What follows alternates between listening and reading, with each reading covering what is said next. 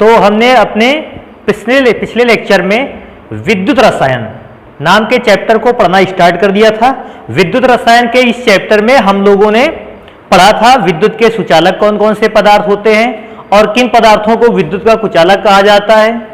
तो सुचालक पदार्थों की श्रेणी में भी हमने पदार्थ दो प्रकार के पाए थे, एक विद्युत अपघट्य और दूसरा पाया था हम लोगों ने धात्विक चालक। आज विद्युत अपघट्य के ही विषय में आगे पढ़ने का नंबर है। तो हम लोगों ने पिछले लेक्चर में विद्युत अपघट्य को पढ़ लिया था।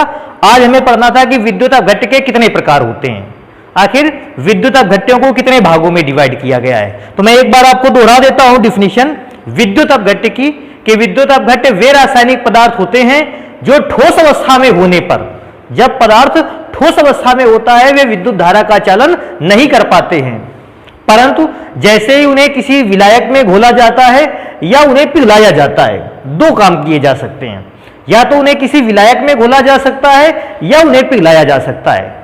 तो विलायक में घुलकर या पिघलकर वे आयनों में टूट जाते हैं और उस विद्युत अपघट्य पदार्थ के आयन इलेक्ट्रिसिटी को या इलेक्ट्रिकल कंडक्टिविटी को शो करने लगते हैं, विद्युत धारा का प्रवाह कराने लगते हैं।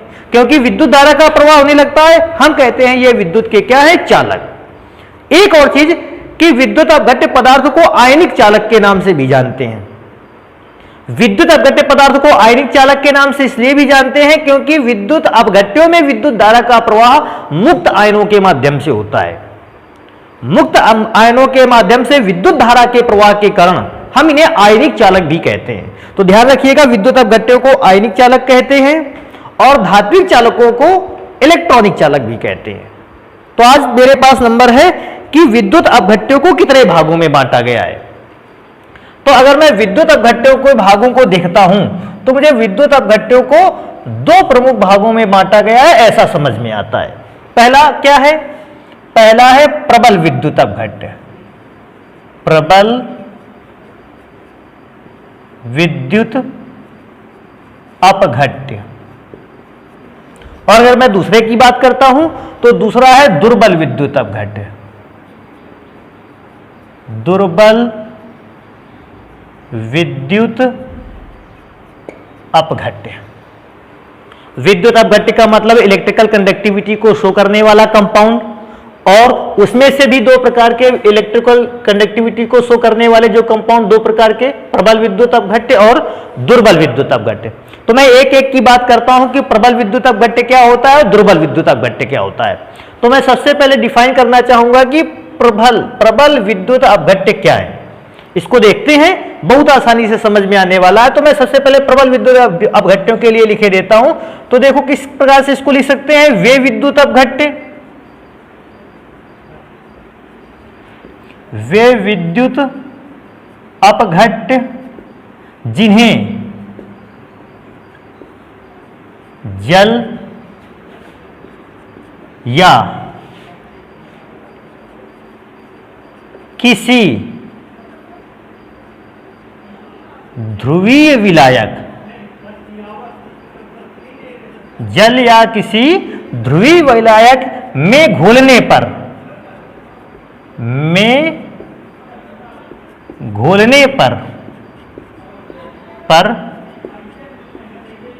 उनका आयनन लगभग पूर्ण रूप से हो जाता है, पूर्ण रूप से हो जाता है। आयनन पूर्ण रूप से हो जाता है, इसका मतलब क्या है कि जब मैं ऐसे कंपाउंड को जल में या किसी ध्रुवीय विलायक में घोलता हूं, यह कंप्लीटली आयनाइज्ड हो जाता है, पूर्ण रूप से आयनों में टूट जाता है। जब पूर्ण रूप से आयनों में टूटता है तो बहुत सारे आयन बना लेता है। अगर आयन बहुत सारे बना लेता है तो यह जरूरी है कि जब ज्यादा आयन होंगे तो विद्युत धारा का प्रवाह भी कैसा होगा, ज्यादा होगा। तो मैं इसे के आगे एक और लाइन बढ़ा दूंगा कि किसी विलायक में घोलने पर उनका आयनन लगभग पूर्ण रूप से होता है। यही कारण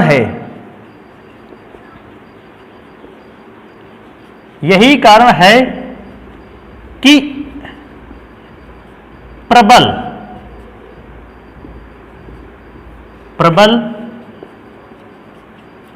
विद्युत अपघट्यों में विद्युत धारा का चालन भी अधिक होता है।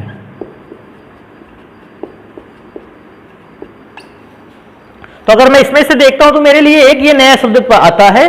क्या नया शब्द आता है कि आयनन लगभग पूर्ण रूप से हो जाता है। तो मैं क्या सोचता हूं कि मैं इसको पढ़ लेता हूं। सबसे पहले आयनन क्या है, मैंने जल में घोल दिया या किसी ध्रुवीय विलायक में घोल दिया, ये तो मैं समझ गया, लेकिन आयनन पूर्ण रूप से हो जाता है। तो मैं इस बात को चेक करना चाहूंगा कि आयनन क्या है। बेटा देखो, ऐसे कुछ आयनन को समझ सकते हैं। आयनन वह प्रक्रिया है जिसमें कोई विद्युत अपघट्य जल में घुलकर अपने आयनों में टूट जाता है। जैसे कोई व्यक्ति हमसे पूछता भी है कि आयनन किसको कहते हैं, आयनन कब, तो आयनन का मतलब है कोई भी कंपाउंड आयन में कब टूटता है, जब उसको पिघलाया जाता है या उसे किसी जल या ध्रुवीय विलायक में घोल दिया जाता है। तो अगर मैं किसी कंपाउंड के कुछ मॉलिक्यूल ले लेता हूं और उन मॉलिक्यूल को मैं किसी ध्रुवीय विलायक या जल में घोल देता हूं, तो उस ध्रुवीय विलायक या जल में घोलने पर जो विद्युत अपघट्य पदार्थ था अब वो आयनों में टूट गया। आयनों में टूटने की इस घटना को क्या कहते हैं, आयनन। जैसे मैं इस बात को पढ़ लेता हूं कि जैसे मैं एक एग्जांपल केवल बताता हूं कि मेरे पास एक कंपाउंड था KCl। अब मैंने क्या किया, KCl के मैंने 100 मॉलिक्यूल ले लिए। मैंने KCl के अणुओं की संख्या कितनी कर ली, 100। अब KCl के अणुओं की संख्या 100 कर ली है और मैंने इसको जैसे ही जल में घोला, मैं क्या देखता हूं कि KCl जैसे ही जल में घुलता है, KCl जल में घुलकर अपने आयनों में क्या हो जाता है, टूट जाता है। तो कौन कौन से आयन में टूटता है, K+ और Cl-, potassium ion and chloride ion. अब ये जरूरी तो नहीं कि अगर KCl के 100 मॉलिक्यूल लिए जाएं तो जल में घुलकर 100 के 100 मॉलिक्यूल आयन में टूट जाएं, सब पूरे आयन में टूटे, ये जरूरी भी नहीं है। लेकिन क्योंकि ये प्रबल विद्युत अपघट्य है, प्रबल विद्युत अपघट्यों की खासियत होती है कि अगर आप 100 मॉलिक्यूल लेते हो, उसको वाटर पर डिसॉल्व करते हो, तो ऐसा हो भी सकता है कि 99 मॉलिक्यूल आयन में टूट जाएं या 99% मॉलिक्यूल आयन में टूट जाए। 1% मॉलिक्यूल अभी भी होगा जो KCl के ही फॉर्म में शेष रहेगा, वो अभी आयनों में टूटने वाला नहीं। तो मैं दोबारा से इस बात को रिपीट कर दूं कि आयनन क्या होता है, आयनन होता है किसी पदार्थ का जल या ध्रुवीय विलायक के कांटेक्ट में आ जाने पर उसका आयनों में टूट जाना। अब सोचने वाली बात है, आप खुद सोचिए, आपने विद्युत अपघट्य की परिभाषा में एक नोट लिखा था, वहां पर इस बात को ध्यान रखिएगा कि विद्युत अपघट्यों में विद्युत धारा का प्रवाह किसके माध्यम से होता है, आयन के माध्यम से, मुक्त आयनों के माध्यम से। अभी सोचिएगा, अगर मैं परसेंटेज को थोड़ी देर के लिए मिटा दूं, मैं क्या सोचता हूं कि KCl के 100 मॉलिक्यूल में से 99 मॉलिक्यूल आयन में ब्रेक हो गए। अब 99 मॉलिक्यूल अगर आयन में ब्रेक हुए हैं, एक सिचुएशन ये हो गई। दूसरी सिचुएशन मेरे लिए पास एक और है, NH4OH। मैंने जब इसके भी 100 मॉलिक्यूल लिए और जब मैं इसके 100 मॉलिक्यूल लेता हूं, मैं इसको भी जल में घोलने की कोशिश करता हूं। जल में घोलने पर, तो जब मैं इसे जल में घोलता हूं तो ये भी आयनों में टूटता है। कैसे आयनों में टूटता है, NH4 पर पॉजिटिव चार्ज एंड OH पर निगेटिव चार्ज। लेकिन मैं क्या देखता हूं, इसमें से 100 में से 99 मॉलिक्यूल आयन में टूटे थे, इसमें से 100 मॉलिक्यूल में केवल 40 मॉलिक्यूल आयन में टूटे हैं। अब 100 में से केवल 40 आयन बनाए हैं मॉलिक्यूल ने, इसमें 100 में से 99 मॉलिक्यूल ने आयन बनाए थे। आयन किसमें बना ज्यादा, ऊपर वाले पे 99 मॉलिक्यूल आयन बना रहे थे। और जब बेटा आयन ज्यादा बनेंगे, आयन ज्यादा प्रोड्यूस होंगे, तो आपने इस बात को पढ़ा था कि आयन ही आवेश को एक स्थान से दूसरे स्थान तक ले जा सकते हैं। अगर ज्यादा आयन बनेंगे तो ज्यादा आवेश एक स्थान से दूसरे स्थान तक जाएगा, और जब ज्यादा आवेश एक स्थान से दूसरे स्थान तक जाएगा तो विद्युत चालकता भी कैसी हो जाएगी, अधिक, क्योंकि ज्यादा आवेश ट्रांसफर हो रहा है। अब अगर मैं इसकी बात करता हूं NH4OH की, तो मैं क्या देखता हूं, आयनन इसी का भी हो रहा है। ये नहीं है कि इसका आयनन नहीं हुआ, इसका आयनन हुआ, लेकिन इसमें से 100 मॉलिक्यूल्स में केवल कितने मॉलिक्यूल आयन में टूटे, 40 मॉलिक्यूल आयन में टूटे। अभी सोचो, वहां 99 आयन, 99% ब्रेक हुए थे आयन, वो सारे के सारे 99 आयन विद्युत धारा को प्रोवाइड कर रहे थे। करंट को ले जा रहे थे। अब चार्ज या करंट को कितने आयन ले जाने वाले हैं? केवल 40। तो जितना करंट पहले जा रहा था अब उससे करंट कैसा जाएगा? कम। क्यों? क्योंकि आवेश को ले जाने वाले आयनों की संख्या भी अब कम हो गई है। तो आप इससे आसानी से इस बात को समझ सकते हैं, जितने ज्यादा आयन या पदार्थ जितना ज्यादा आयन में टूटता है आवेश की उतनी ही मात्रा ट्रांसफर हो सकती है, और जब आवेश की उतनी ही ज्यादा मात्रा ट्रांसफर हो सकती है तो विद्युत चालकता या विद्युत धारा का प्रवाह भी उतना ही ज्यादा। तो मैं इस लाइन को कंफर्म कर रहा था कि जब आयनन ज्यादा होता है लगभग पूर्ण रूप से, लगभग पूर्ण रूप का मतलब लगभग 100%, लगभग पूर्ण रूप से होता है, तो विद्युत अपघट्य में विद्युत धारा का चलन अधिक क्यों होता है? मैं इस बात को कंफर्म कर रहा था। तो आप इस बात को समझ गए होंगे, जो आयन में ज्यादा टूटेगा। अभी मैं एक एग्जांपल आपको दे देता हूं। यहां पे 1000 ईंटें रखी हैं और आपको 1000 ईंटें वहां ले जानी है। अगर इस 1000 ईंटों को केवल 10 व्यक्ति यहां से वहां ले जाते हैं तो उनको समय ज्यादा लगेगा। केवल 10 व्यक्ति जो 1000 ईंटों को एक जगह से दूसरी जगह ट्रांसफर कर रहे हैं। यहां इलेक्ट्रोलाइट में चार्ज ट्रांसफर हो रहा है, किसके थ्रू? आयंस के थ्रू। और यहां पर ईंट ट्रांसफर हो रही है, किसके थ्रू? व्यक्तियों के लिए। तो 10 व्यक्ति 1000 ईंटों को एक जगह से दूसरी जगह पर ले जाते हैं, फिर वही 1000 ईंटें 100 व्यक्ति एक जगह से दूसरी जगह ले जाते हैं। अब आप खुद समझ जाइएगा कि आप खुद समझ गए होंगे इस चीज को कि 10 व्यक्ति जल्दी से ईंट को एक जगह से दूसरी जगह ट्रांसफर कर सकते हैं कि 100 व्यक्ति? तो आप सभी का जवाब होगा कि 100 व्यक्ति अगर हैं वो ईंटों को बहुत ही कम समय में तेजी से एक जगह से दूसरी जगह तक ट्रांसफर कर सकते हैं, क्योंकि ज्यादा लोग हैं, ज्यादा से ज्यादा ईंटें ले जा सकते हैं। सेम कैटेगरी फॉलो होती है आयंस के लिए।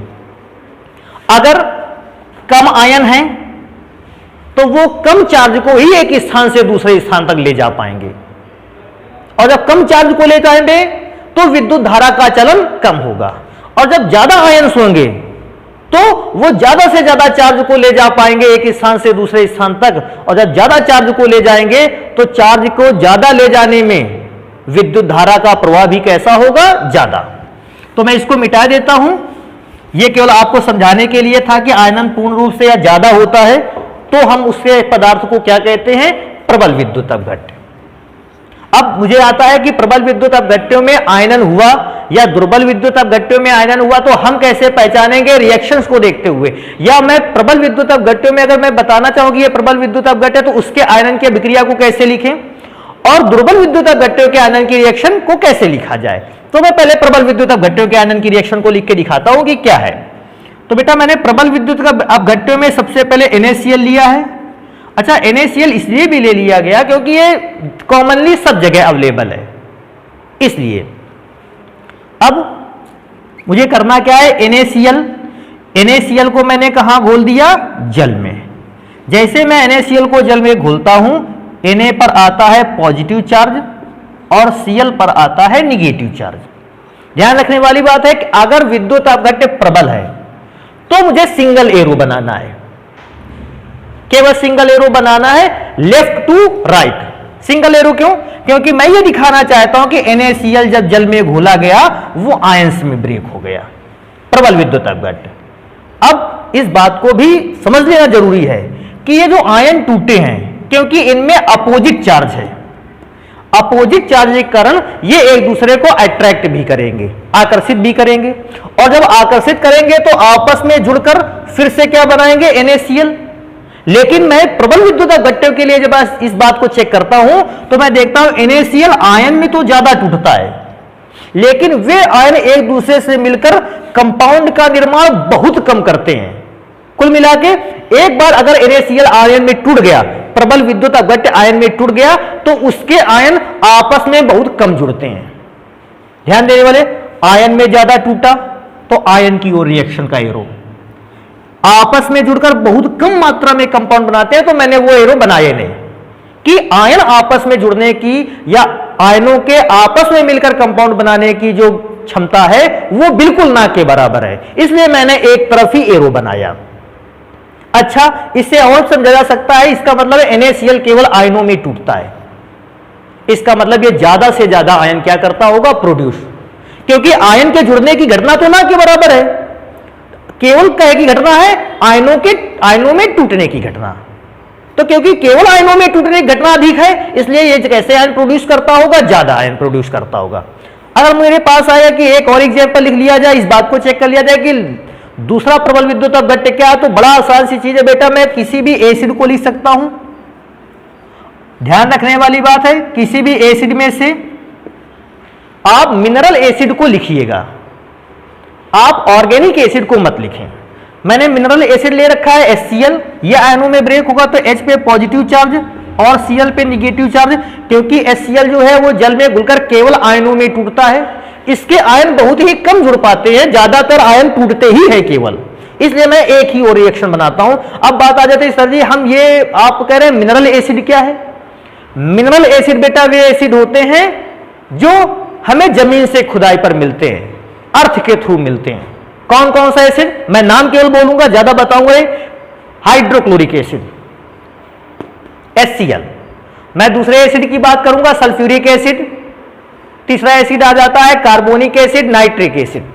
ये सारे के सारे ऐसे एसिड हैं जो हमें पृथ्वी से प्राप्त होते हैं, क्योंकि पृथ्वी से प्राप्त होते हैं ऐसे एसिड को मिनरल एसिड कहते हैं। मेरे पास अगर एग्जाम्पल और लिखना चाहूं तो मेरे पास इसके एग्जाम्पल में H2SO4 आता है, सल्फ्यूरिक एसिड कहते हैं। और जब मैं इसको भी जल में अगर घोलता हूं तो मैं इसको भी आयंस में ब्रेक होता पाता हूं, कैसे? 2H पर पॉजिटिव चार्ज प्लस SO4 पर डबल माइनस चार्ज, इस प्रकार से ब्रेक होते मिलता है। तो क्योंकि ये पदार्थ जितने भी मुझे एग्जाम्पल में दिए गए हैं ये केवल और केवल आयनों में ज्यादातर टूटते हैं, इसलिए प्रबल विद्युत अपघट्य है। ध्यान रखने वाली बात है, ज्यादा से ज्यादा आयन प्रोड्यूस करेगा जो भी केमिकल, वो ज्यादा विद्युत का चालक होगा। जो कम आयन प्रोड्यूस कर पाएगा, विद्युत चालकता उसकी कैसी होगी, कम।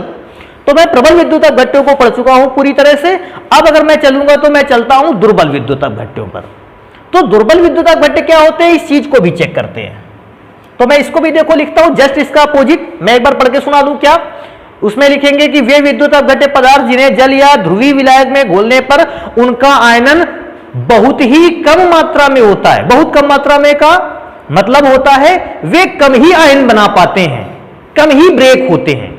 और जब कम आयन ब्रेक होंगे तो वही ईंट वाली सिचुएशन, कम व्यक्ति है ईंट को कम ले जा पाएंगे, आयन कम है तो चार्ज को कम ले जा पाएंगे, और जब कम चार्ज लेके जा पाएंगे तो विद्युत चालकता या इलेक्ट्रिकल कंडक्टिविटी उनके लिए कैसी हो जाएगी, कम। तो मैं एक बार दुर्बल विद्युत अपघट्यों के लिए यह बात लिखने देता हूं कि वे विद्युत अपघट्य पदार्थ, वे विद्युत अपघट्य पदार्थ जिन्हें जल या किसी अन्य ध्रुवीय विलायक, अन्य ध्रुवीय विलायक में घोलने पर उनका आयनन बहुत ही अल्प मात्रा में होता है। अल्प का मतलब है कम, अल्प मात्रा में होता है। अब क्योंकि आयनन कम मात्रा में हुआ, अल्प मात्रा में हुआ, इसका मतलब आयन कम प्रोड्यूस हुए, और जब आयन कम प्रोड्यूस हुए तो विद्युत की चालकता भी कैसी हो गई, कम। तो मैं इस बात को भी लिखता हूं क्योंकि कम आयन बनाता है, यही कारण है कि, यही कारण है कि इन पदार्थों में, इन पदार्थों में विद्युत धारा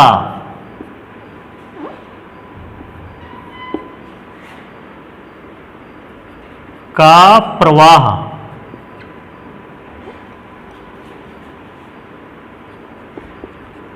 अत्यंत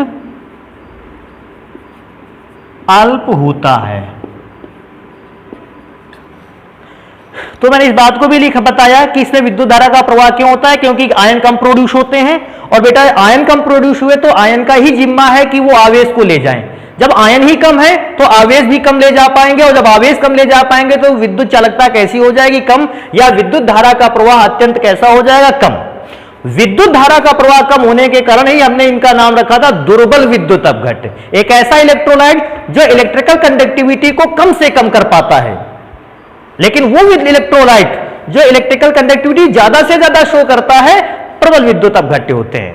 प्रबल विद्युत अपघट्य की मेन और इंपॉर्टेंट चीज क्या है कि वो जब पदार्थ जल में घोले जाते हैं वो पूरा पूरा आयन में टूटते हैं।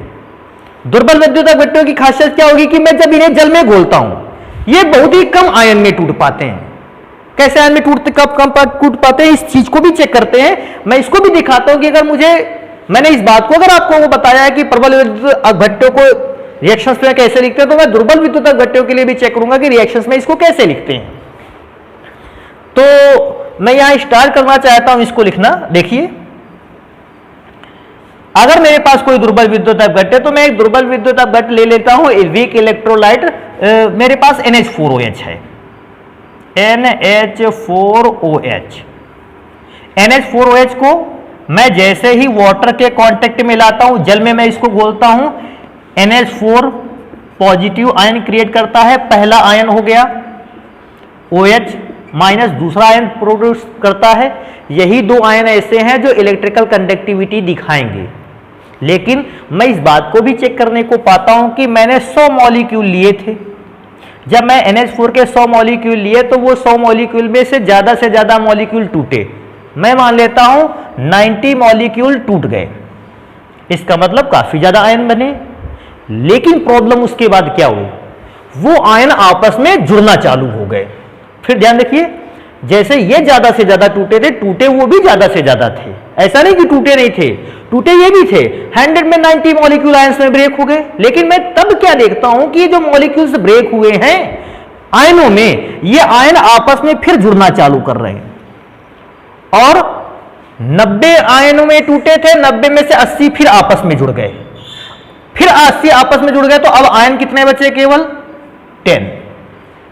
इसका मतलब है कि ओवरऑल मैं रिएक्शन के दौरान देखता हूं कि आयन कितने हैं, तो मुझे आयन कैसे मिलते हैं, कम। मैं दोबारा से इस बात को रिपीट कर दूं कि विद्युत अपघट्य जल में घुलने पर आयनों में तो टूटता है खूब, लेकिन आयनों में टूटा हुआ विद्युत अपघट्य फिर से आपस में जुड़ने लगता है। और जुड़ता है तो फिर अपने आप में इलेक्ट्रिकल कंडक्टिविटी शो नहीं कर पाता है उतनी, आपस में जुड़ते हुए फिर इलेक्ट्रोलाइट में बदल जाता है, कंपाउंड में बदल जाता है। इसका मतलब कंपाउंड आयन में भी टूटा और बहुत सारे आयन आपस में जुड़ के फिर से कंपाउंड बना रहे। पिछले वाले में क्या था, आयन कंपाउंड आयन में तो टूटा था, लेकिन बहुत ही कम आयन फिर से कंपाउंड बना रहे थे। क्योंकि बहुत कम आयन फिर से कंपाउंड बना रहे थे, मैंने एक और एरो बनाया।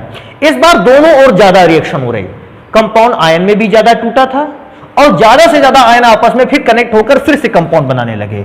इसलिए दुर्बल विद्युत अपघट्यों की रिएक्शन को मैं एक एरो से नहीं, मैं रिवर्सिबल एरो से शो करूंगा। रिवर्सिबल एरो का मतलब है आयन भी खूब बना, आयन जुड़े भी खूब। क्योंकि आयन बने थे पहले, बाद में जुड़ गए तो आयन की संख्या बाद में कैसी हो गई, कम।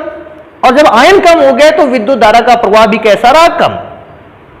अगर मैं दूसरे कंपाउंड की बात करता हूं तो मेरे पास कोई भी ऑर्गेनिक एसिड हो सकता है, एसिटिक एसिड CH3COOH। मैं इसको वाटर पे जैसे ही डिजोल्व करता हूं बेटा, यह CH3CO माइनस एसीटेट आयन और हाइड्रोजन आयन प्रोड्यूस करता है। क्योंकि ये आयन फिर से बहुत ज्यादा मात्रा में जुड़ना चालू कर देते हैं, मैं इसका एरो रिवर्सिबल कर देता हूं। एक चीज और आप यहां समझ सकते हो कि मैं अगर इस चीज को चेक करता हूं तो मैं इसमें क्या देखता हूं कि मुझे यह नहीं पता चल पा रहा है कि जैसे मैंने पिछली बार देखा, एक H था, मैंने एक हाइड्रोजन को आयन में तोड़ दिया, 2 H थे, 2 हाइड्रोजन आयन में टूट गए। लेकिन इस बार मैं क्या चेक करता हूं कि मेरे पास H 3 और 1 4 हैं। लेकिन हाइड्रोजन में कितने टूटे, आयन में कितना टूटा, एक। 3 हाइड्रोजन अभी भी आयन के फॉर्म में नहीं टूटे हैं। तो मैं इस बात को भी बताना चाहूंगा कि आप कैसे पहचानोगे कि कौन सा हाइड्रोजन मुझे आयन के फॉर्म में तोड़ना है और कौन सा हाइड्रोजन मुझे आयन के फॉर्म में नहीं तोड़ना है। तो बड़ा ही सिंपल रूल है, मैं इसको ज्यादा नहीं बताऊंगा, लेकिन फिर भी थोड़ा सा मैं इसको वहां बता दूंगा। आप कभी किसी कंपाउंड का स्ट्रक्चर फॉर्मूला बनाइए, खास करके एसिड पर यह रूल लागू होगा। स्ट्रक्चर फॉर्मूले में क्या देखोगे कि CH3COOH का मैं स्ट्रक्चर फॉर्मूला देखूं, CH3COOH। अभी मैं क्या सोचता हूं, मुझे चेक करना है कि इनमें से कौन सा हाइड्रोजन ऑक्सीजन के थ्रू कनेक्ट है। तो मैं पाऊंगा कि ये तीनों हाइड्रोजन कार्बन के थ्रू कनेक्ट हैं, केवल ये हाइड्रोजन है जो ऑक्सीजन के थ्रू कनेक्ट है, क्योंकि केवल एक हाइड्रोजन का एटम है जो ऑक्सीजन के थ्रू कनेक्ट है, इसी को आयन में ब्रेक करना है।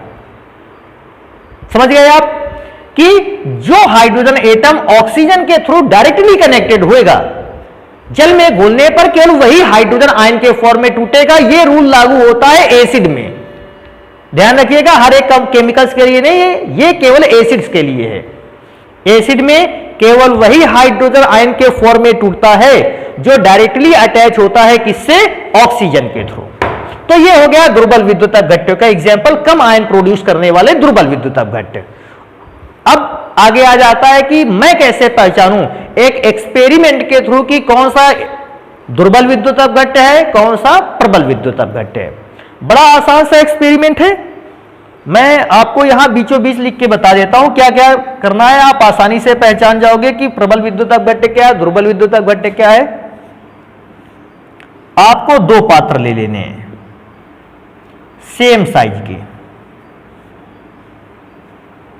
एक प्रबल विद्युत अपघट्य के लिए है, एक दुर्बल विद्युत अपघट्य। दुर्बल विद्युत अपघट्य का मतलब उनमें से कोई केमिकल सबके यहां अवेलेबल है, सिरका, एसिटिक एसिड, और तकरीबन सबके यहां अवेलेबल है NaCl। तो आप प्रबल और दुर्बल विद्युत अपघट्य को एक एक्सपेरिमेंट के थ्रू कैसे पहचान पाएंगे कि कौन सा प्रबल माना जाए, कौन सा दुर्बल। तो आपके यहां एक DC सेल होगा, आप सेल को चेक करते हो, सेल कुछ इस प्रकार से रहता है, एक टर्मिनल पॉजिटिव, एक टर्मिनल निगेटिव। यहां भी यही करना है, पॉजिटिव टर्मिनल, निगेटिव टर्मिनल। आपको एक वायर निगेटिव टर्मिनल के थ्रू लाना है इस पात्र पर, पात्र कांच का रहना चाहिए। पॉजिटिव वाले पर मैं एक DC बल्ब को बांध दूंगा और फिर उसका दूसरा सिरा यहां, इस पे प्रबल विद्युत अपघट्य का घोल भर दिया जाएगा। सेम चीज यहां से वायर लाया गया इस बर्तन पर, यहां से वायर लाया गया, बीच में एक बल्ब को मैंने कनेक्ट कर दिया। अब पहले वाले पर मैंने प्रबल विद्युत अपघट्य को भरा, दूसरे वाले को पर दुर्बल विद्युत अपघट्य का। सेल दोनों का सेम रहने वाला है, बल्ब दोनों पर सेम टाइप का रहेगा। अब आप जैसे ही बैटरी से कनेक्शन को जोड़ोगे, आप देखोगे जो इलेक्ट्रिकल करंट का फ्लो प्रबल विद्युत अपघट्य के थ्रू हो रहा है, ये वायर के थ्रू, ध्यान रखिए वायर आपस में नहीं जोड़ने हैं, दोनों वायर्स को विद्युत अपघट्य में ही अलग अलग एक एक और डुबा देना है। आप देखोगे जो प्रबल विद्युत अपघट्य का बल्ब होगा, जो प्रबल विद्युत अपघट्य वाले घोल में वायर डूबा है, उसका जो बल्ब होगा वो ज्यादा ग्लो करेगा, ज्यादा लाइट देगा। ज्यादा लाइट देने का मतलब है करंट का फ्लो कैसा हो रहा है, ज्यादा। और जो दुर्बल विद्युत अपघट्य में डूबा बल्ब होगा, जो वायर डूबा होगा, उसका बल्ब आप चेक करोगे तो ये पीला या लाल जलेगा, धीमा जलेगा। और धीमा जलना इस बात को प्रदर्शित करता है कि करंट की अमाउंट कैसी है, कम है। तो आप एक छोटे से एक्सपेरिमेंट के थ्रू आसानी से पहचान सकते हो कि प्रबल विद्युत अपघट्य कौन सा है और दुर्बल विद्युत अपघट्य कौन सा है। लेकिन जब मुझे थ्योरी के फॉर्म में बताना पड़ता है, मैं बस एक ही चीज बताता हूं कि प्रबल विद्युत अपघट्यों में आयनन ज्यादा होता है और दुर्बल विद्युत अपघट्यों में आयनन कम होता है। तो आयनन के बेसिस पर प्रबल विद्युत अपघट्य और दुर्बल विद्युत अपघट्यों की पहचान होती है। लेकिन मुझे तब एक चीज और समझ में आती है, अगर प्रबल विद्युत अपघट्य और दुर्बल विद्युत अपघट्य की पहचान आयनन की मात्रा के हिसाब से समझ में आती है, तो मैं एक काम कर लेता हूं, आयनन की मात्रा को भी निकालना पहचान लेता हूं। मैं इस बात की भी गणना कर लेता हूं कि मैं आयनन की मात्रा को कैसे निकालूंगा। तो मैं यहां पर सबसे पहले आगे लिखता हूं आयनन की मात्रा, कि आयनन की मात्रा क्या होती है। तो बड़ा आसान सी चीज है। आयनन की मात्रा को ऐसे भी गणना में ला सकते हैं कि अगर मेरे पास कोई एक विद्युत अपघट्य है, विद्युत अपघट्य का मतलब समझ गए होंगे, विद्युत अपघट्य प्रबल विद्युत अपघट्य है AB, ऐसा मान लेते हैं। तो विद्युत अपघट्य का मतलब ये ठोस अवस्था में विद्युत धारा का क्या होगा, कुचालक। हम इसको जल या किसी ध्रुवीय विलायक में घोलेंगे। तो मैं मान लेता हूं मैंने जल में इसको घोल लिया है और घोलने के बाद ये A+ और B- आयनों में टूटा है। अभी मैं क्या सोचता हूं मैं थोड़ी देर के लिए कि मैंने यहां 500 मॉलिक्यूल AB के लिए थे, उसमें से 300 मॉलिक्यूल या मैं ऐसा मान लेता हूं कि 450 मॉलिक्यूल आयनों में टूटे हैं। अभी भी 50 मॉलिक्यूल ऐसे हैं जो आयन में टूटे नहीं हैं। 500 में 450 मॉलिक्यूल आयनों में टूट गए हैं। अगर मुझे आयनन की मात्रा निकालनी होगी, बड़ा आसान सी चीज है। आयनन की मात्रा में निकालने के लिए जो आयन में टूटे हुए हैं अणु उनको लिखते हैं ऊपर, और जो टोटल अणु लिखे गए थे उसको लिखेंगे नीचे। और इस प्रकार से कैलकुलेशन करते हुए हम आयनन की मात्रा को क्या कर लेते हैं, निकाल लेते हैं। हाँ, ध्यान रखने वाली बात है, ये आयनन की मात्रा को अगर परसेंटेज में शो करना पड़े, परसेंटेज में व्यक्त करना पड़े, क्योंकि परसेंटेज की गणनाएं आप बहुत अच्छी तरह से जानते हो, तो कुछ भी नहीं करना है। परसेंटेज में व्यक्त करने के लिए इसमें काय के साथ गुणा करवा दो 100 के साथ। अगर इसी में मैं 100 का मल्टीप्लाई करवा दूं तो ये आयनन की मात्रा काय में आ जाएगी, परसेंट में। और परसेंट की गणनाएं हमें बहुत अच्छी तरह से आती हैं। कैसे आ जाएगी परसेंट में, मैं इसको काटे देता हूं 00 से 00, 5 से इसको 45 को काटोगे 90%। इसका मतलब है अगर 500 मॉलिक्यूल्स में 450 मॉलिक्यूल आयन में ब्रेक हो जाते हैं तो आयनन की मात्रा कितने परसेंट है, 90%। 90% आयन ब्रेक होते हैं, केवल 10% आयन ब्रेक नहीं होते। 90% आयन ब्रेक होने का मतलब काफी ज्यादा आयन ब्रेक हो रहे हैं, और ये प्रबल विद्युत अपघट्य की श्रेणी में चला गया। तो मैं इस बात को एक बार दिखाना चाहूंगा या लिखना चाहूंगा कि आयनन की मात्रा को ज्ञात कैसे करते हैं। तो इधर लिखते हैं आयनन की मात्रा को कैसे ज्ञात करते हैं। आयनन की मात्रा, मैंने जो अणु आयन में टूटे थे उनकी संख्या को कहां लिखा था, ऊपर। तो मैं यहां लिखूंगा आयनित। आयनित का मतलब आयन में टूटे हुए, आयनित अणुओं की संख्या अपॉन नीचे कुल अणुओं की संख्या।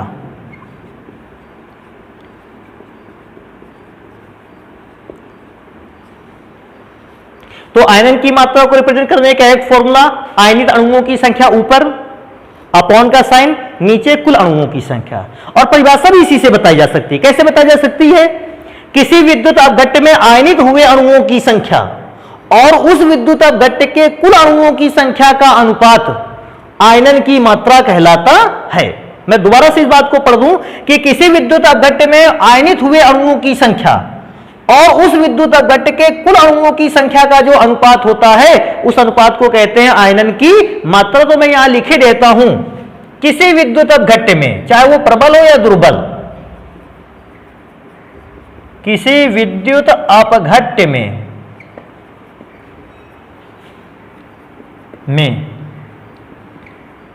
आयनित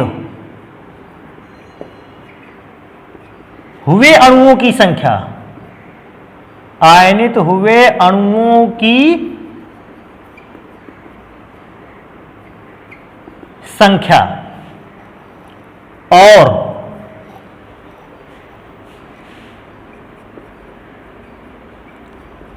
विद्युत अपघट्य में उपस्थित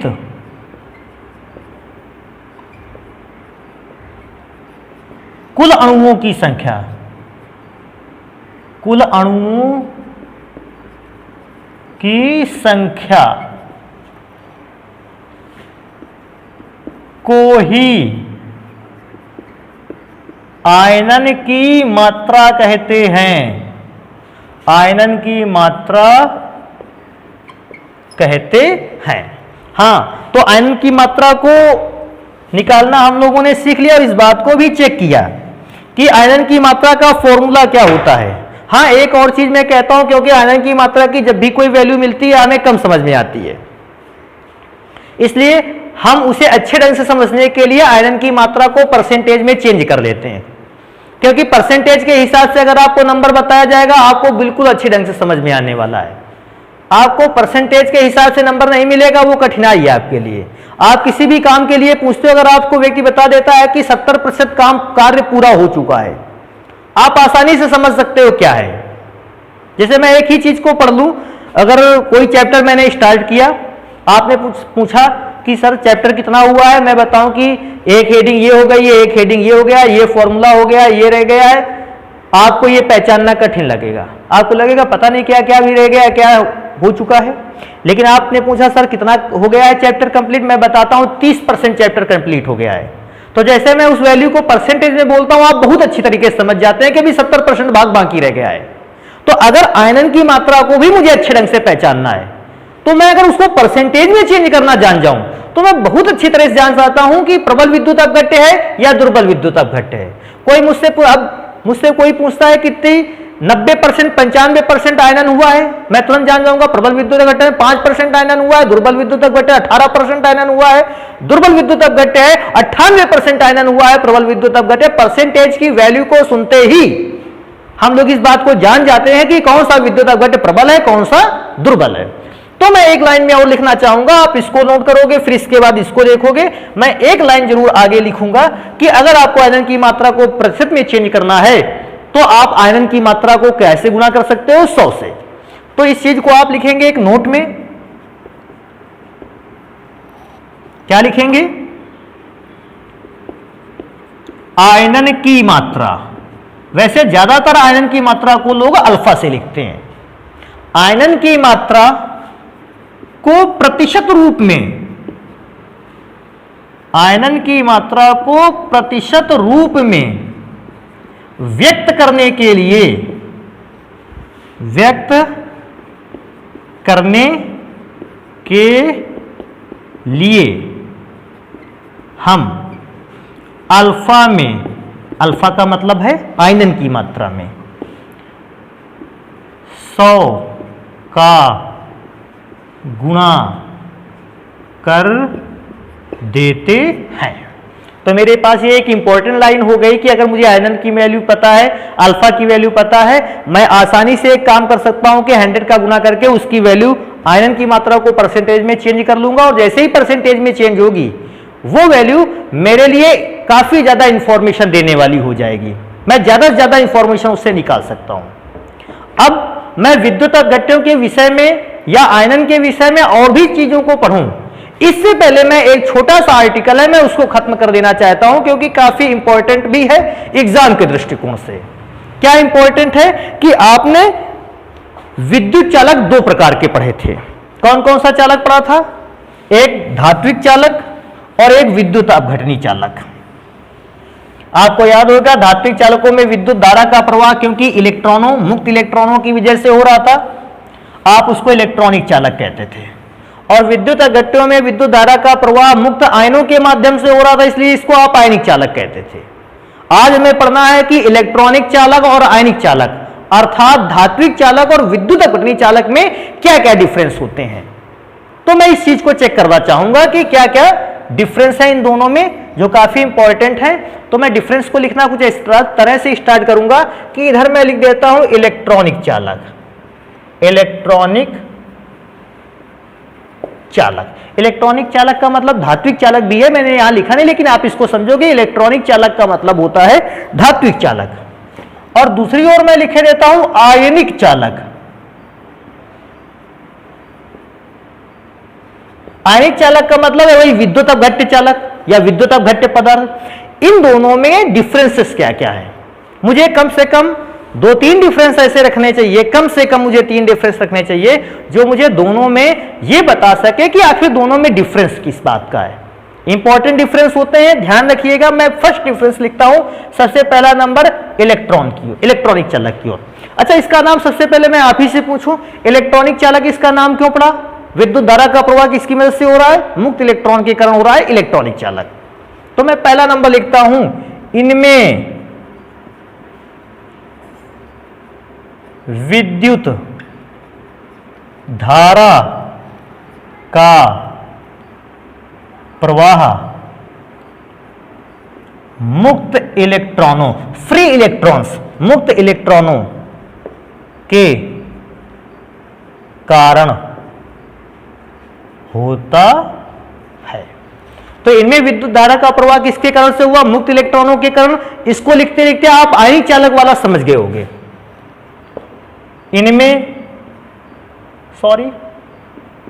इनमें विद्युत धारा का प्रवाह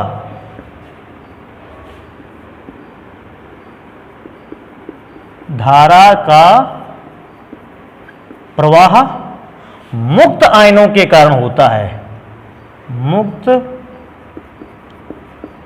आयनों के कारण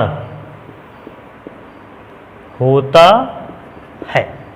तो इलेक्ट्रॉन्स की वजह से हुआ इलेक्ट्रॉनिक चालकों में, आयंस की वजह से हुआ विद्युत धारा का प्रवाह आयनिक चालकों में। फर्स्ट नंबर ये इसका भी है। अब आ जाते हैं दोनों के सेकंड नंबर पे। सेकंड नंबर पे जो इलेक्ट्रॉनिक चालक या धात्विक चालक हैं, आप देखते होंगे कि अगर आपने कॉपर का वायर लिया है और उस पर आप इलेक्ट्रिसिटी को फ्लो कराते हो, वो लास्ट स्टेज तक, चाहे वो 2 साल चले, 5 साल चले, 20 साल चले, वो लास्ट स्टेज तक कॉपर का ही वायर रहता है, उसमें किसी भी प्रकार का केमिकल चेंज नहीं आता है।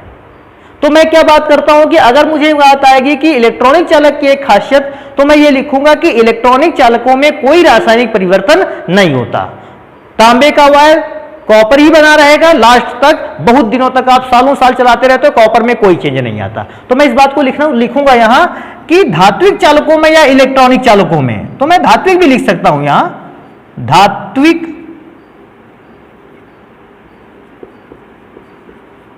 चालकों में कोई भी रासायनिक परिवर्तन नहीं होता, कोई भी रासायनिक परिवर्तन नहीं होता। आप इसमें विद्युत धारा का प्रवाह करते रहते हैं लेकिन केमिकली कोई चेंज नहीं आता। फॉर्मूला जो भी मेटल का है, उस मेटल के फॉर्मूले में कोई चेंज नहीं आने वाला है, चाहे आप जितनी देर विद्युत धारा का प्रवाह कराते रहे। तो धात्विक चालक में एक खासियत है कि आप इलेक्ट्रिसिटी का फ्लो कराते हैं, फिर भी मेटल के फॉर्मूले पर कोई चेंज नहीं आता। मेटल किसी भी कंपाउंड में चेंज नहीं होता, मेटल उसी फॉर्म में लास्ट तक बना रहता है। लेकिन जब मैं आयनिक चालकों की बात करता हूं, तो मैं क्या देखता हूं, आयनिक चालकों में केमिकली चेंज आने लगता है जब मैं उस पर इलेक्ट्रिसिटी का फ्लो कराता हूं। तो मैं इस बात को लिखूंगा, फिर मैं बताऊंगा भी कैसे चेंज आता है। तो मैं इस बात पे लिख देता हूं कि विद्युत धारा के प्रवाह के प्रभाव में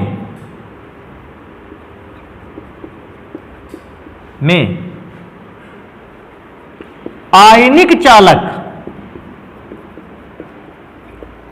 रासायनिक रूप से परिवर्तित हो जाते हैं, रासायनिक रूप से परिवर्तित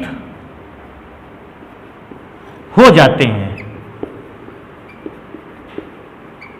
देखिए मैं कैसे परिवर्तित होते हैं, मैं बताता हूं इसको। आपके पास NaCl था, आपने इसमें विद्युत धारा कब प्रवाहित की? जब आपने इसको काय में घोल दिया, जल में। इसके पहले तो इलेक्ट्रिकल कंडक्टेंस होने वाला नहीं।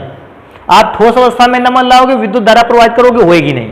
कब विद्युत धारा प्रवाहित होगी? जब इसको आप काय में घोलोगे, जल में। तो मैं इसको जल में घोलूंगा, जल में घुलते ही ये तुरंत अपने आयनों में ब्रेक होगा।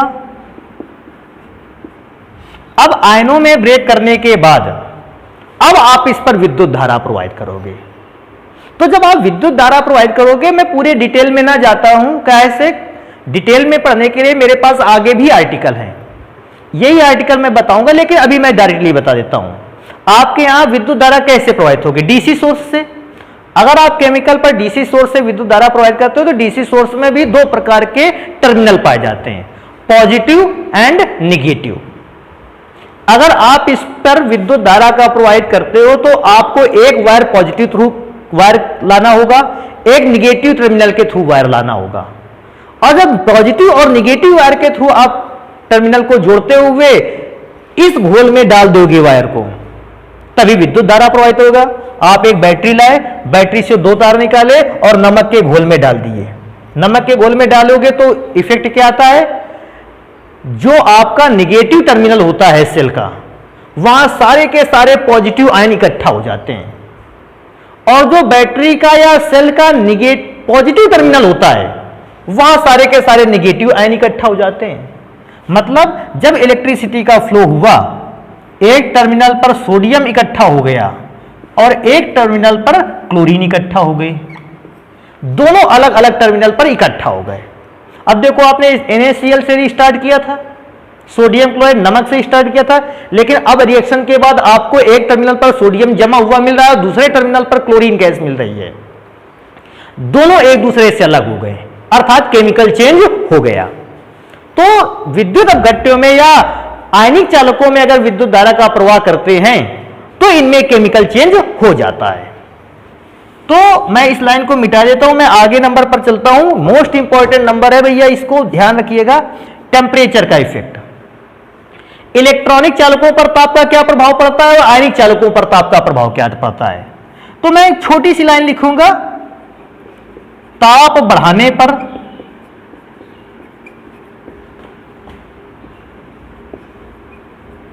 विद्युत चालकता घट जाती है। अगर आप कभी भी किसी इलेक्ट्रॉनिक चालक का, वायर का, धातु का अगर टेम्परेचर बढ़ा देते हो तो टेम्परेचर के बढ़ जाने पर उसकी विद्युत चालकता कैसी हो जाती है, कम। लेकिन जस्ट विपरीत प्रभाव पड़ता है ताप वृद्धि पर।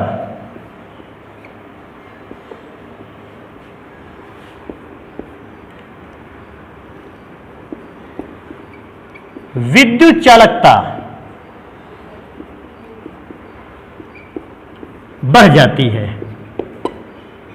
विद्युत चालकता बढ़ जाती है कि आपने टेम्परेचर को बढ़ाया, इंक्रीज किया, आयनिक चालक अर्थात विद्युत अपघट्यों में विद्युत चालकता बढ़ गई, लेकिन धात्विक चालकत्वों में विद्युत चालकता कैसी हो गई, कम।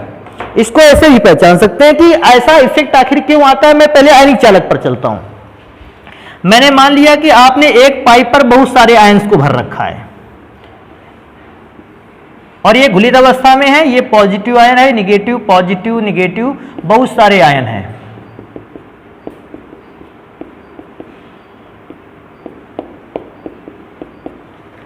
अगर आप इनका टेम्परेचर इंक्रीज कर देते हो, ताप बढ़ा देते हो, तो आपने एक रूल भी पढ़ा है, ताप बढ़ाने पर EK is directly proportional to T।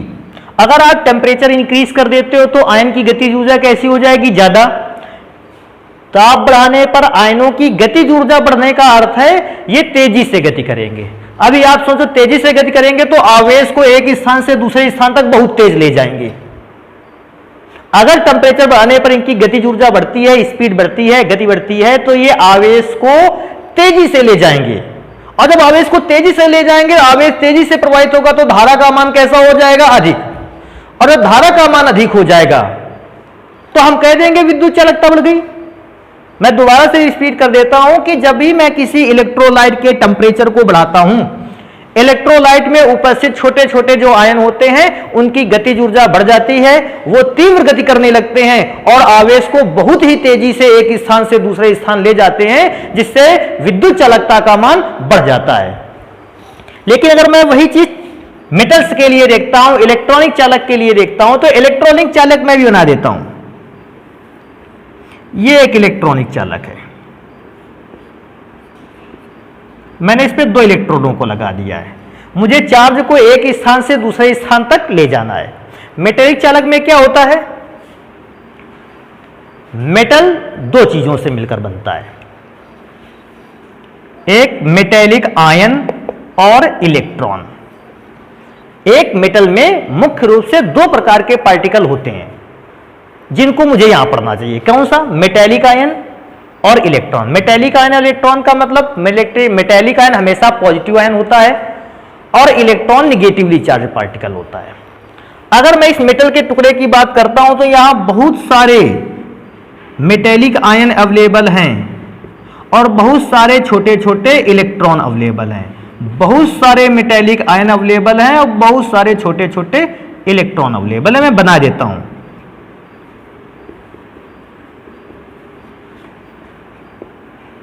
ध्यान रखने वाली बात, जितने मेटेलिक आयन है लगभग उतने ही इलेक्ट्रॉन होते हैं। अब होता क्या है, जैसे ही आपने दोनों सिरों पर विभवांतर अप्लाई किया, इलेक्ट्रिक करंट का फ्लो कराना चाहा, आप देखते इस बात को हो कि पॉजिटिव और निगेटिव में बना देता हूं। अब इसको देखने से क्या होता है, जैसे ही आप पॉजिटिव और नेगेटिव चार्ज अप्लाई करते हो, आप देखते क्या, जितना भी पॉजिटिव आयन है ये कोशिश करता है किस ओर जाने की, निगेटिव चार्ज की ओर। निगेटिव आयन कहां पर या इलेक्ट्रॉन कहां पर आने की कोशिश करते हैं, पॉजिटिव टर्मिनल की ओर, क्योंकि इलेक्ट्रॉन का साइज छोटा होता है। धात्विक आयन का साइज कैसा होता है, बड़ा, और धात्विक आयन का साइज बड़ा होने की वजह से ये धात्विक आयन मूवमेंट नहीं कर पाते हैं। हां, धात्विक आयन केवल क्या कर सकते हैं, वाइब्रेट कर सकते हैं अपनी जगह पर, क्योंकि इलेक्ट्रॉन्स का साइज बहुत ही छोटा होता है। अब धात्विक आयन की मैं इलेक्ट्रॉन की बात करूं तो इलेक्ट्रॉन नाभिक से भी छोटा होता है, और धात्विक आयन तो नाभिक से भी बहुत बड़ा होता है। तो मैं बात करता हूं कि किसका प्रभाव होने वाला है, तो धात्विक आयन का तो प्रभाव होने वाला नहीं, प्रभाव किसका केवल होगा, इन इलेक्ट्रॉन्स का। लेकिन अभी क्या हुआ कि मैं टेम्परेचर कम पर देखता था तो ये धात्विक आयन धीरे धीरे कंपन करता था, एक छोटे एरिया पर कंपन करता था, और जब छोटे एरिया पर कंपन करता था तो इलेक्ट्रॉन इस छोटे एरिया से पार करके इधर नहीं आ पाता था। लेकिन इलेक्ट्रॉन नीचे से भी आ सकता था, इलेक्ट्रॉन इसके ऊपर से भी आ सकता है। इलेक्ट्रॉन को गति करने की कुछ जगह मिली थी, लेकिन जैसे ही मैंने टेम्परेचर बढ़ाया, सोडियम आयन के कंपन करने का आयाम बढ़ने लगा। आयाम कैसे बढ़ने लगा, ये तेजी से खूब दूर तक वाइब्रेट करने लगा, और जब ज्यादा दूर तक वाइब्रेट करने लगा तो अब इलेक्ट्रॉन ना तो जल्दी से ऊपर से आ सकता था, ना जल्दी से नीचे से, अर्थात इलेक्ट्रॉन के मार्ग में रुकावट होने लगी।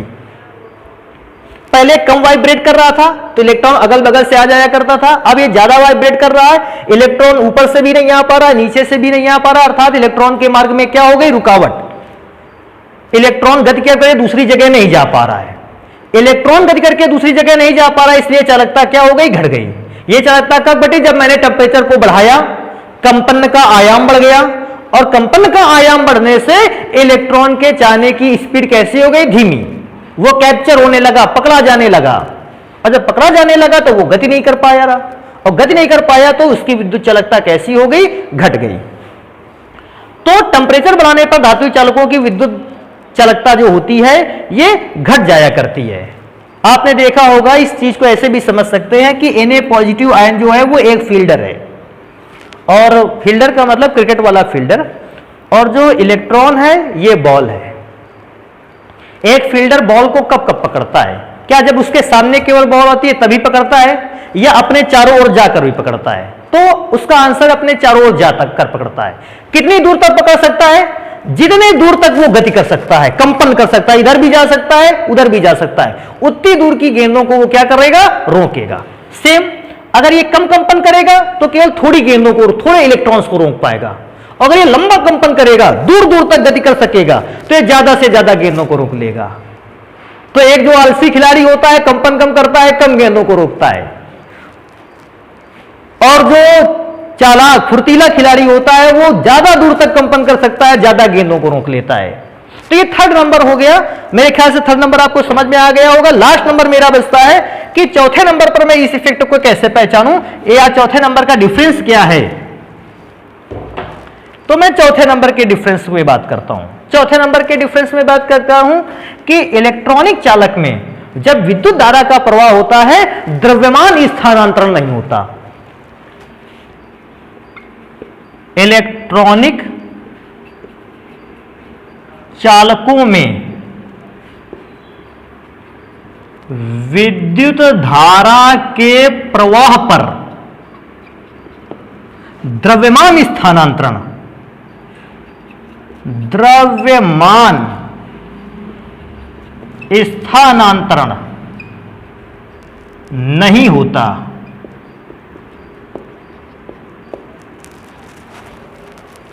लेकिन आप इसका लिख सकते हो चौथा नंबर कि आयनिक चालकों में विद्युत धारा के प्रवाह पर द्रव्यमान स्थानांतरण होता है। कैसे इस पे द्रव्यमान स्थानांतरण इसमें कैसे होता है। आपने देखा कि मैंने NaCl को जल में घोला था, एट लास्ट में क्या हुआ, एक टर्मिनल पर सोडियम चिपका हुआ मिला, एक टर्मिनल पर क्लोरीन, अर्थात वो द्रव्यमान जो पूरे गोल पर था, अब वो पूरा का पूरा द्रव्यमान या तो पॉजिटिव प्लेट पे चला गया है या नेगेटिव प्लेट पर आ गया है, अर्थात द्रव्यमान का स्थानांतरण हुआ है। लेकिन जब मैं इलेक्ट्रॉनिक चालक की बात करता हूं, जस्ट 2 मिनट पहले आपने इस बात को देखा कि इसमें से विद्युत धारा के प्रवाह में गति कौन करता था, इलेक्ट्रॉन। धात्विक आयन गति नहीं करता था। अब अगर इलेक्ट्रॉन गति भी कर लेता है तो इलेक्ट्रॉन का द्रव्यमान बहुत ही सूक्ष्म होता है।